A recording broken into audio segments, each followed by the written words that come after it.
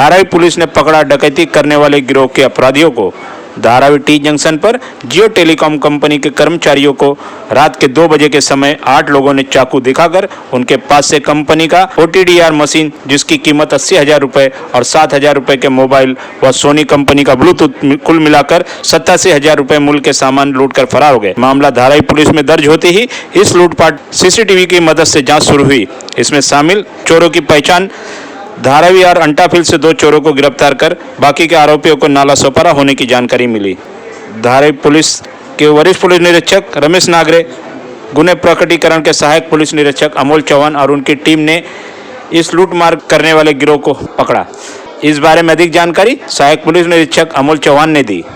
जब जियो केबल, जो जियो का जो फाइबर ऑप्टिक का जो केबल है उसका काम चल रहा था, तब कुछ लड़के गाड़ी से और कुछ लड़के बाइक से आए। बाइक से आने के बाद उन्होंने वहाँ के जो लेबर थे उनको चाकू लगा के डराया, धमकाया और उनके पास जियो केबल का जो एक OTD मशीन रहता है वो उसकी कीमत है 80,000 कुछ पैसा और उनका मोबाइल, उन्होंने उनसे जबरन चोरी की और वो लेके गए थे। उसके तहत हमने यहाँ पे FIR दर्ज किया और उसके इन्वेस्टिगेशन चालू है। ये जो डकैती हुई है 9 तारीख के रात को 2 बजे हुई थी। जब हमको इन्फॉर्मेशन मिला तो हमारी जो सुपीरियर्स के आदेश के ऊपर धारावी पुलिस स्टेशन में क्राइम रिकॉर्ड किया गया है IPC 395 के तहत। जब हमको इन्फॉर्मेशन मिली, कुछ CCTV फुटेज और कुछ इन्फॉर्मेशन मिली, तब जाके हमने इसमें से 2 आरोपी को हमने अरेस्ट किया है। बाकी जो आरोपी है उनका अभी तलाश चालू है, जो जल्द से जल्द पकड़े जाएंगे।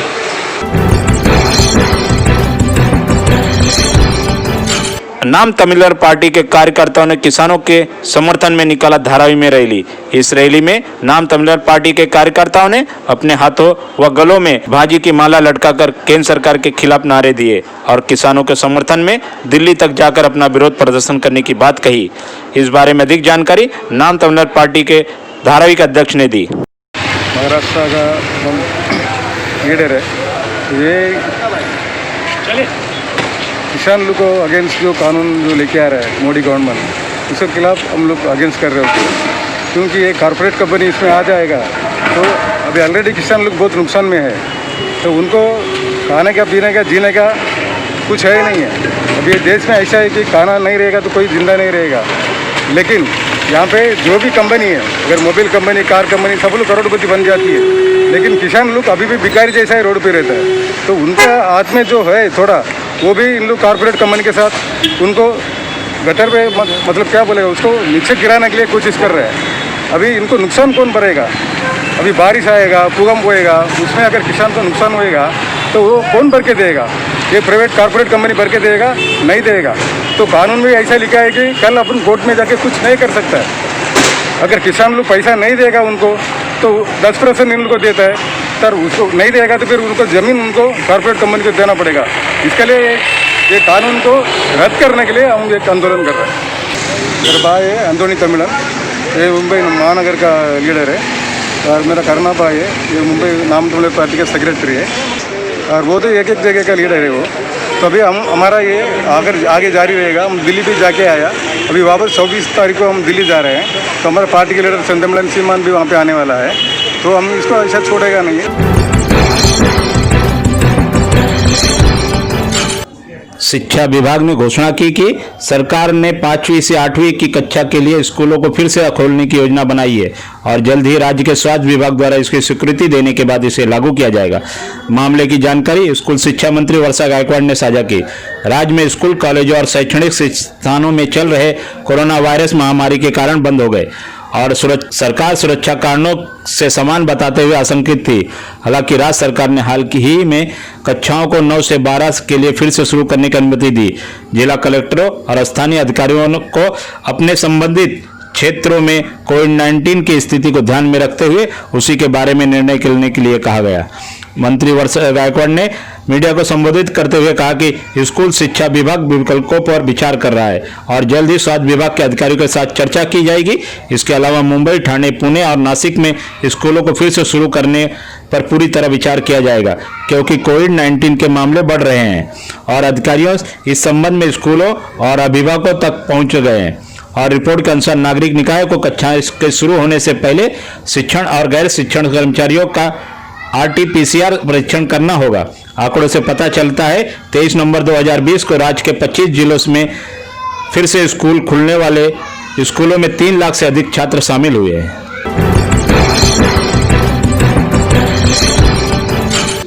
अभिनेत्री शिखा मल्होत्रा एक सर्टिफाइड नर्स भी हैं और कोरोना महामारी और लॉकडाउन के दौरान उन्होंने मुंबई के जोगेश्वरी स्थित हिंदू हृदय सम्राट ट्रामा सेंटर में एक नर्स के तौर पर कोरोना के मरीजों की सेवा की थी। उनका नर्स के तौर पर कोरोना मरीजों की सेवा करने का उनका यह सिलसिला लगभग 6 महीने तक चला था। संजय मिश्रा के साथ पिछले साल फिल्म कांचली में हीरोइन के तौर पर नजर आई और इससे पहले शाहरुख खान के साथ फिल्म फैन, तापसी पन्नू के साथ फिल्म रनिंग शादी कॉम में काम कर चुके अभिनेत्री शिखा मल्होत्रा की रात को लकवे की शिकार हो गई। उन्हें मुंबई के कूपर अस्पताल में भर्ती कराया गया। गौर मतलब है कि अभिनेत्री शिखा मल्होत्रा अस्पताल में अपनी सेवाएं देने के लिए दौरान वे अक्टूबर महीने में खुद भी कोरोना के संक्रमण की शिकार हो गई थी और फिर ठीक होने के बाद 22 अक्टूबर को उन्हें अस्पताल से डिस्चार्ज मिला था। शिखा के लकवाग्रस्त होने की खबर देते हुए शिखा का कामकाज संभालने वाले सुनील शुक्ला ने बताया कि कल रात को अपने घर में लकवा का शिकार होने के बाद पहले शिखा को मुंबई के कोकिलाबेन धीरूभाई अंबानी अस्पताल में दाखिल कराया गया था। शुक्ला ने बताया कि अस्पताल में इलाज महंगा होने की वजह से बाद में उन्हें विले पार्ले स्थित कूपर अस्पताल में भर्ती किया गया। शिखा के शरीर का दायां हिस्सा बुरी तरह प्रभावित हुआ है और वो इस वक्त न चलने फिरने की हालत में है, न ही कुछ बोलने की, लेकिन डॉक्टर का कहना है कि शिखा की हालत पहले से बेहतर है। महाराष्ट्र सरकार ने अपने सभी कर्मचारियों के लिए एक ड्रेस कोड लेकर आई, जिसमें कहा गया है अगर सरकारी अधिकारियों और कर्मचारियों की पोशाक अशोभनीय, मैला और अशुद्ध है तो उससे उनके संपूर्ण कामकाज पर अप्रत्यक्ष रूप से प्रभाव पड़ता है और लोगों की छवि धूमिल होती है। सबसे महत्वपूर्ण बात यह है कि कार्यालय में जींस और टी-शर्ट और चप्पल पहनकर आना मना है। सरकार इस संबंध में एक परिपत्र उनके हस्ताक्षर के साथ जारी किया है। यह ड्रेस कोड सभी सरकारी कर्मचारियों और अधिकारियों के साथ साथ अनुबंध के आधार पर कार्यालय में आने वाले सलाहकारों और सरकारी काम के लिए आने वाले लोगों के लिए बाध्यकारी होगा। मंत्रालय के साथ साथ सभी सरकारी कार्यालयों में द्वारा चलाई जाती है। यह कार्यालय एक तरह से राज्य सरकार के जनप्रतिनिधि हैं।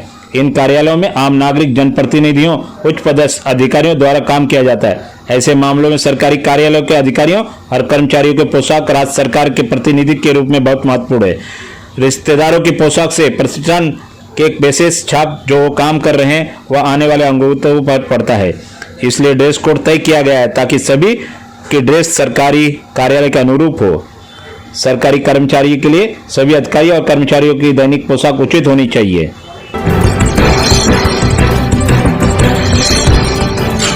रेलवे प्रशासन ने महिलाओं के खिलाफ चोरी, दुर्घटनाओं और अपराधों को अंकुश लगाने के प्रयास में लोकोमोटिव के सभी कोचों में सीसीटीवी कैमरे लगाने का फैसला किया है।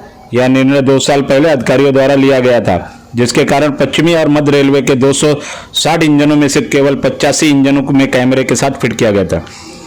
पश्चिम रेलवे महिलाओं के साथ साथ सामान्य कोचों में भी कैमरे लगा रहा है। हालांकि मध्य रेलवे में कैमरे लगाने के लिए केवल महिलाओं के कोचों को प्राथमिकता दी जाती है। रेल मंत्री पीयूष गोयल ने पहले पश्चिम रेलवे के प्रभादेवी स्टेशन पर दुर्घटना के बाद मुंबई उपनगरीय रेलवे लाइन पर पैदल पुल के साथ विभिन्न सुविधाओं का निरीक्षण किया था। इस बीच इस परियोजना को फरवरी 2018 में बजट की मंजूरी दी गई थी। इसके बाद केंद्रीय और पश्चिम रेलवे पर कैमरे लगाने का काम रेल द्वारा शुरू किया गया। हालांकि काम धीरे धीरे आगे बढ़ रहा है। इसके अलावा स्थानीय बंद होने पर महामारी के बीच पिछले 8 महीनों के दौरान इस परियोजना को गति नहीं मिली। आंकड़ों के अनुसार पश्चिम रेलवे में लगभग 100 लोकल ट्रेनें हैं। इसमें से 47 लोकलों की 144 महिला कोच और 60 पुरुषों के कोच में कैमरे लगाए गए हैं। दूसरी ओर सेंट्रल रेलवे पर 159 लोकल ट्रेनें हैं। हालांकि केवल 38 महिला कोचों में कैमरे लगाने का काम पूरा हुआ है। 2019 में मुंबई उपनगरीय रेलवे पर कुल 33,828 विभिन्न अपराध दर्ज किए गए थे। जनवरी 2020 से नवंबर 2020 तक 8,027 अपराध दर्ज हुए। इन अपराधों में चोरी, डकैती, छेड़छाड़, हमला, हत्या और हत्या का प्रयास शामिल है। of their safety and security.